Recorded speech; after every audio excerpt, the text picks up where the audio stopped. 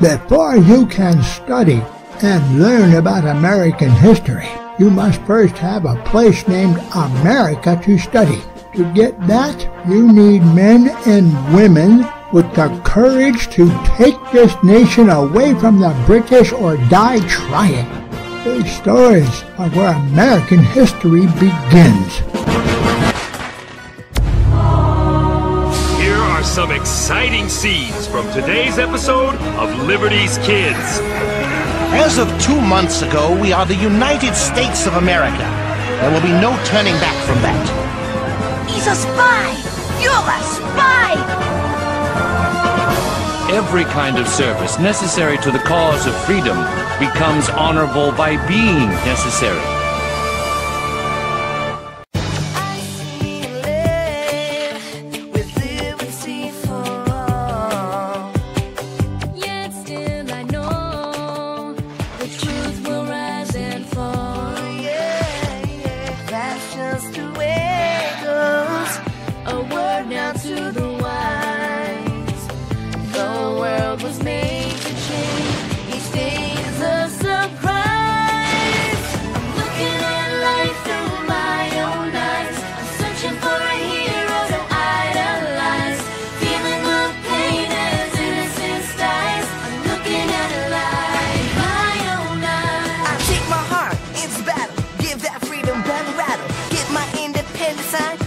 On the dotted line, let Philadelphia freedom ring and patriotic voices sing. Red, white, blue, never give up. You represent America. Hoping and praying for a brighter day. I listen to my heart and I obey. How can I see it any other way? I'm looking at life with my own eyes.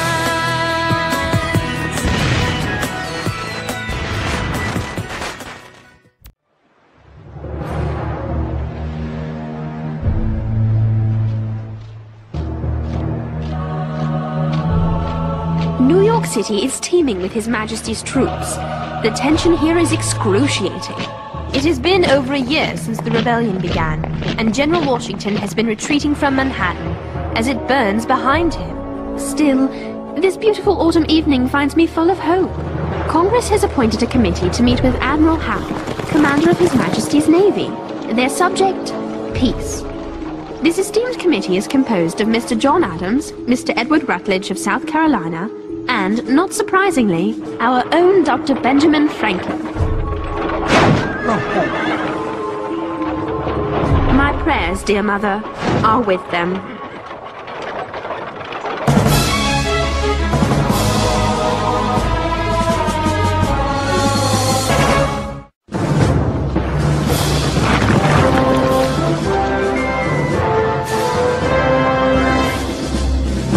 Gentlemen, we shall be the instruments that will forge a great peace between ourselves and Britain, much as a father might help to solve an argument between a mother and her adult child who has moved away from the family.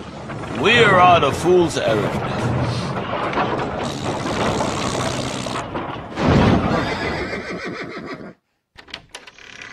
Gentlemen, I am honored by your presence. I trust you will find the accommodations to your liking.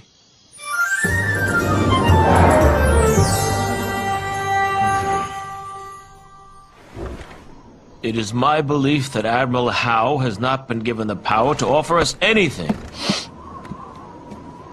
It is also my belief that we must not offer him anything. Don't shut the window. We shall be suffocated. But the evening air! By cold, Doctor!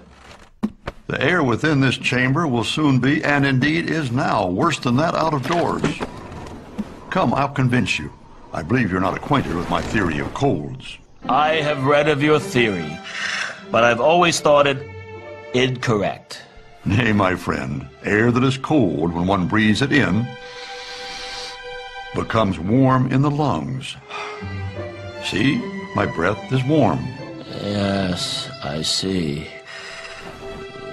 It will soon be widely recognized as a truism. Cold air, in fact, is a benefit to a man suffering from the common cold. And the proof is in the pudding.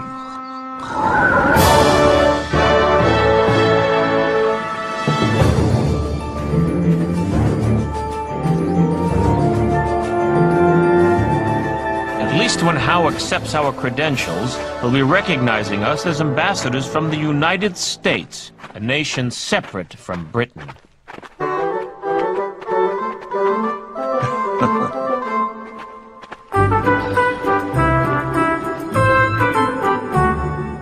Do you think General Washington has a chance to win back New York? No idea. But if I was 40 years younger, I'd sign up to help him. 30 even. 20. 10. There's nothing exciting happening here. I know. A worm! I do wish Dr. Franklin had let us go with him to Staten Island. Leave me alone! Take your hands off me! Look! Why is no one helping the man? Don't do it, son! My wife! My children! I have to try. You do, and you'll end up on a British man-of-war like him! What do you mean, sir? Ain't ye heard of impressment?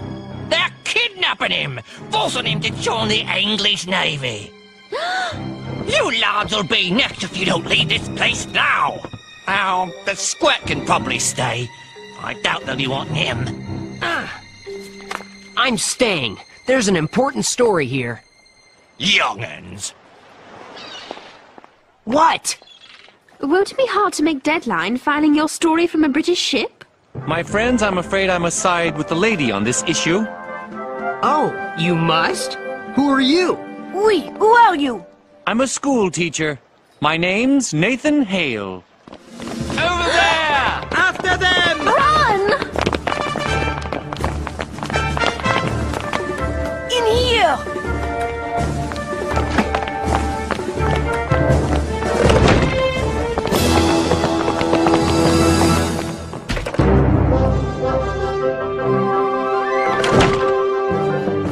That was quick thinking. What's your name? Henri Lefebvre, patriot. Always a pleasure to meet a fellow patriot. I am Miss Sarah Phillips. I am honored, Miss Phillips. Oh, brother. Mr. Hale, it is a pleasure to meet a man of such high breeding. A rare pleasure. So, Nathan, what's a highly bred school teacher doing wandering around the docks in wartime? One never knows where one might find a job. What do you teach, Mr. Hale? Why, I teach... I cannot lie to a lady such as yourself, Miss Phillips. I am in the employ of General George Washington. I knew it was something like that. You will, of course, repeat that to no one, as my mission is quite secret. He's a spy! You're a spy! I must embrace you! I'm a journalist, Nathan. What's your mission? I won't publish till you complete it. I'm sorry. I've told you too much already. I must go. I must say I am shocked that a man of your station would take on such a vile duty as spying. It is a role most unworthy of a gentleman. I know many believe that, Miss Phillips. But every kind of service necessary to the cause of freedom becomes honorable by being necessary. You are, I assume, aware of the penalty for spying, should you be caught? I am. It is death by hanging. A shameful death, surely. Painful, too. Nevertheless, for a year I have been attached to the army and have not rendered any material service. This shall be my service. Good day, and God be with you all. Wherever this Nathan Hale goes, I go. I regret, gentlemen, that I am unable to accept your credentials. That would mean the king agrees that his colonies are an independent nation. John? However, His Majesty has generously permitted me to offer a full pardon to any and all colonists who swear allegiance to Britain. Admiral Howe, as of 2 months ago, we are the United States of America. There will be no turning back from that. No turning back. Gentlemen, I've come to love this land. I feel for America as for a brother, and if America should fall, I would lament its loss like that of a brother. We will do our best to save your lordship from that pain.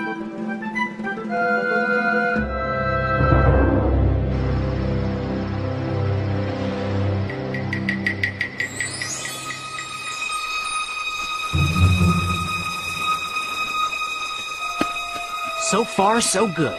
He has no idea we're watching him. Finally, he's going to do some spying. That British ship is sending men to meet him. Perhaps it has something to do with this horrid burning of New York City. Or maybe he's pretending to be a British agent. Nathan is a double agent. Maybe he's a better spy than I thought.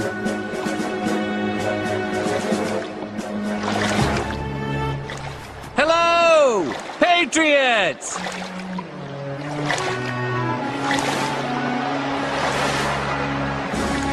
Oh no. He couldn't see the warship. He must have thought they were Americans. Run, Nathan! Run for the woods! James, no! Remember what might happen if the British Navy catches you?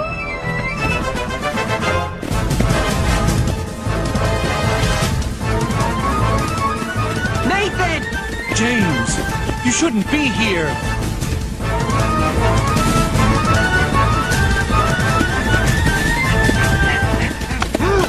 Oh no!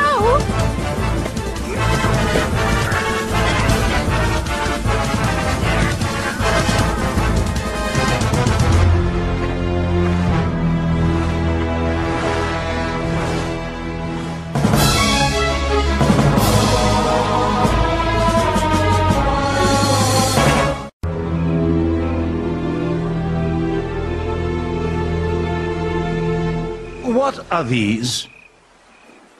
General Howe, sir. We captured them at Flushing Bay. We found these, hidden in the soles of this one's shoes. That one's in a foreign language, sir. I am grateful for your help, sailor. Yes, sir. It is, in fact, in Latin, and contains information about the placement of His Majesty's troops. Useless information, 10 days old, which does nothing to alter the fact that you, sir, are a spy. What is your name? Sir, I am Captain Nathan Hale of the Continental Army of the United States of America.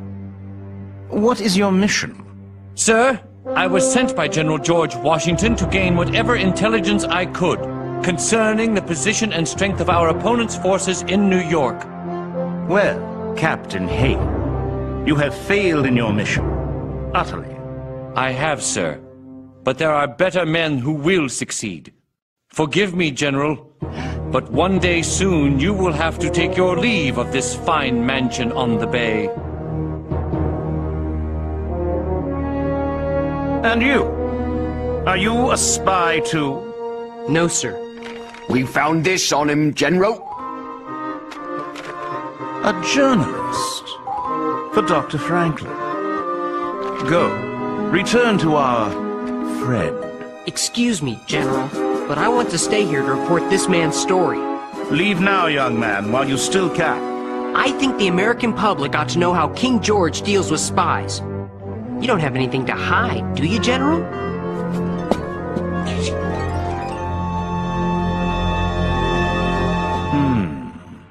We give you our permission to write your story. We will now pass sentence on this spy. Oh, Sarah, what are we going to do? Find James. Who knows what they planned for him? A horseman! It might be a redcoat or a thief. Come on! No! Come, hide! We must take the chance. We have no choice. Sir! Ryder!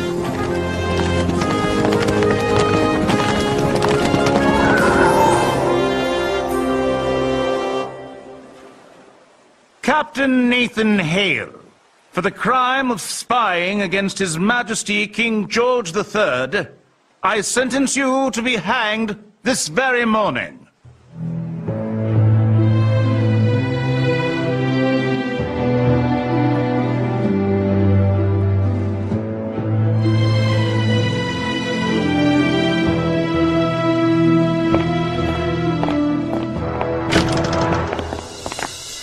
Captain Hale? Yes, sir? Rise and follow me.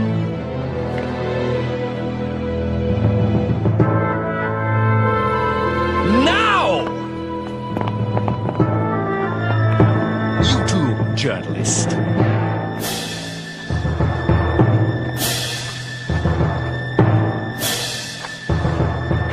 What?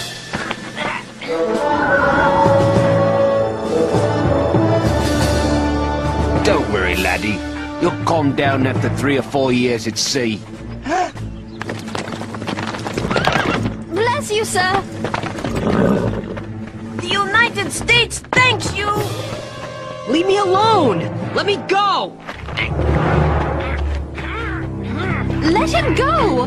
Please! And why should we let this little rebel go? Because they are going to be married. Yes, he is my fiancé. What's a high-class miss like you doing with a scruffy yank like him? He's actually quite gracious and cultured when you get to know him. Him? Certainly. And my James does plan to join His Majesty's Navy. He does? But he must wait until we're married. It's very hush-hush, with all the tension in the city. Can you imagine what the rebels would do to him if they knew he was to marry an English girl and join the British Navy? James loves our king so much. He's dying to join up, but he knows he must wait. Just a little longer, dearest. Hold on just a little bit longer. She telling the truth? Yes, she's my fiancée. We are very much in love. Please, sir, don't take my love away from me. Not now. Not after all we've been through. Please.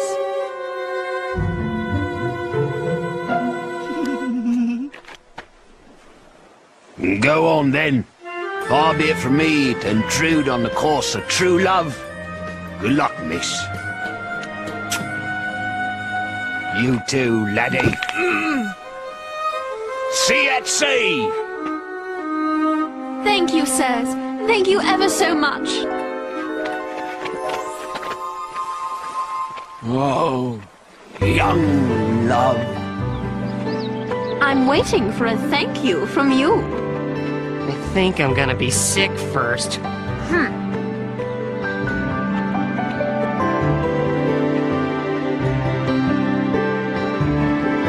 Please release my hand. That's the easiest thing anyone's ever asked me to do.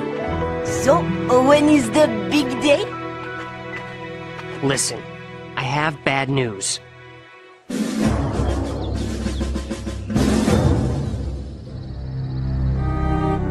As you duly warn, I fear I am of too frank and open a temper to act successfully the part of spy. I hope you can forgive me for trying. And as for the method of my death, take courage and be not ashamed. I die proud, I die free, I die an American. Your loving brother, Nathan. Give me that.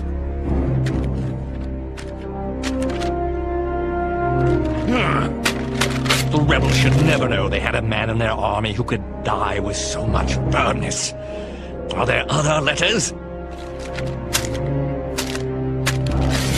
Sir, I request to see a clergyman, please. Request denied. Sir, I request a Bible, please. Request denied. In the name of... Quiet! Guards!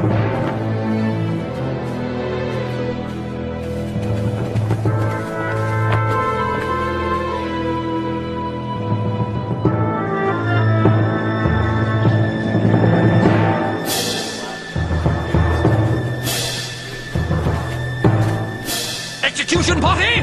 Halt! Nathan! Does the prisoner have any last words? I do, sir. Speak them now. It is the duty of any good soldier to obey any order from his commander-in-chief. I have obeyed an order and I am here. I am ready. To my foe, you soldiers of Britain, my brothers, I say may you be as ready as I to meet your end, in whatever shape it might appear. To my countrymen, old and young, I say, let us never lay down our arms until we obtain our independence. If I had 10,000 lives, I would lay them all down if called to it in defense of our glorious new nation, in defense of freedom. Freedom! I only regret that I have but one life to lose for my country.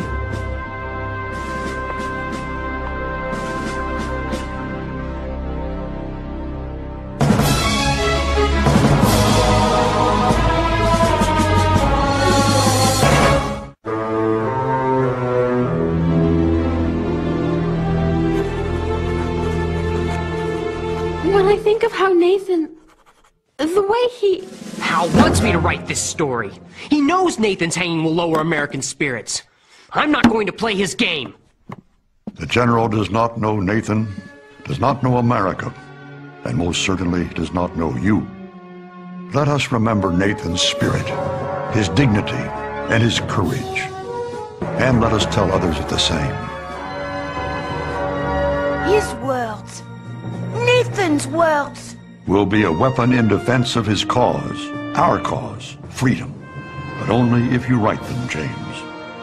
And we will need weapons now that we know the British have no interest in making peace. James, you must write this story. I'll make him write it.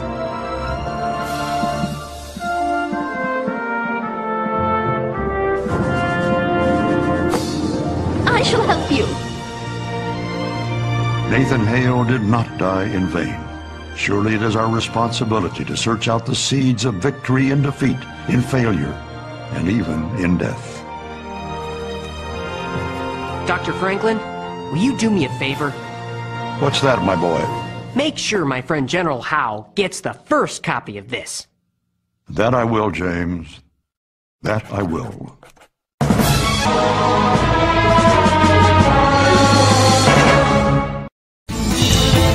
This episode is over, but the very best of my collection is banned on YouTube. To see what you have been missing, go to archive.org and search for GYRO SCREWLOOSE, and I'll see you there.